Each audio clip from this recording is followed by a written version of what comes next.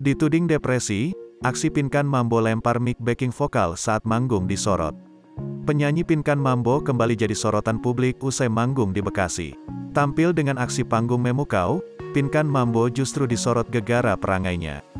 Perangai Pinkan Mambo saat manggung dinilai tak baik lantaran seenak jidat lempar mic backing vokal. Kekecewaan pun terlihat jelas pada sosok backing vokal yang mikrofonnya dijatuhkan oleh Pinkan Mambo. Backing vokal yang bernama Nelly Carey pun mengaku pusing dan kesal. Dalam video yang diunggah oleh Nelly, terlihat Pinkan begitu membara saat mengisi acara Bekasi Fair 26. Namun, aksi panggungnya justru membuat pusing sang backing vokal. Tak hanya itu, ia juga mengaku emosi lantaran mikrofon yang dipinjamkannya justru dibanting oleh Pinkan. Lewat keterangan Instagramnya, Nelly Carey mengaku kesulitan menjadi backing vokal Pinkan Mambo. Nelly pun memperlihatkan video detik-detik Pinkan Mambo melempar mikrofonnya.